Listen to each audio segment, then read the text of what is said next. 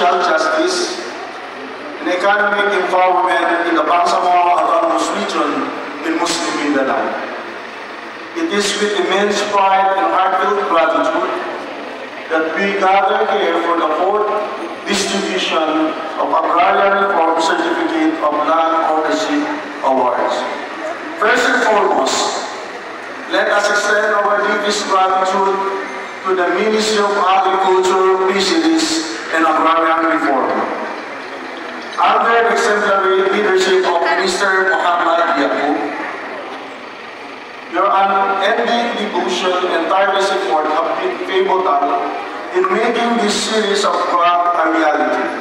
Your vision and commitment to agrarian reform have brought hope and tangible benefits to countless families across farm.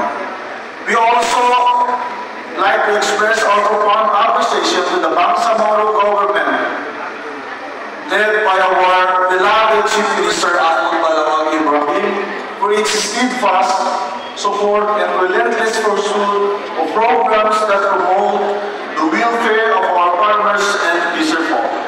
The distribution of agrarian reform land is a vital move toward achieving social justice, guaranteeing that our farmers have the security and resources they need to thrive. Through initiatives like this, we are addressing historical inequalities as well as building a foundation for a more transforming and equitable future. I urge all of us to recognize the importance of capacitating our farmers. Beyond the allocation of land, it is important that we provide them with the necessary tools, knowledge, and support to maximize the potential of their resources. This includes access to modern agricultural techniques, sustainable farming practices, and market opportunities. I am also pleased to share a trailblazing development with you all today, the proposed establishment of Bangsamoro Agriculture and Fisheries Training Institute is on the verge of approval of the third and final reading in the Parliament.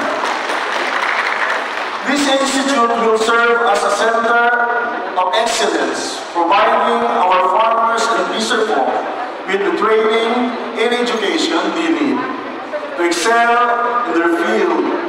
It represents a significant investment in the future of our agriculture and fisheries sectors, and I have no doubt that it will yield tremendous benefits for our Bangsamoro farmers, inshallah. Finally, let us reiterate our gratitude to Bangsamoro for its unending support in dedication to the welfare of our farmers and fisherfolk. They are the backbone of farm economy. Totoo po, ang ating mga magsasakang Bangsamoro at maging isang Bangsamoro, sila po ang backbone ng ating economy. Sa ngayon po, nagpapatunay na itong inisyatibo ng ating the Ministry of Agriculture, Fisheries, and Agrarian Reform, nagpapatunay po ito na nakikita po natin yung sakripisyo ng ating mga farmers. Ito po ay nakikita natin isang malaking milestone na kung saan ang ating farmers ay magkakaroon ng independensya sa kanilang pamumuhay o sa kanilang pagsasaka. So maraming salamat po una-una sa Bangsamoro Autonomous Region and Muslim Mindanao, headed by our dear Chief Minister Ahmad Balawag Ibrahim, at ang ating Minister of Mafar, Muhammad Yaqub, at ang ating partners sa Bar National. Maraming salamat po. Ngayon po, nasaksihan natin kung gaano kaganda ang tulong hatid ng BAM.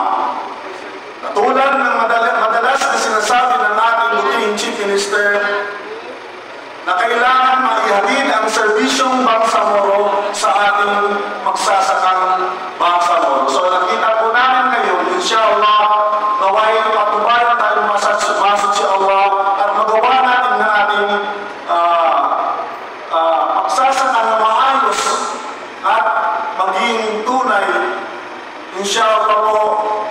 matulungan ang ating sarili upang mai-uplift the living condition of our people. So ganun na lang po. Huwag tayo dun Wassalamualaikum warahmatullahi ta'ala wabarakatuh.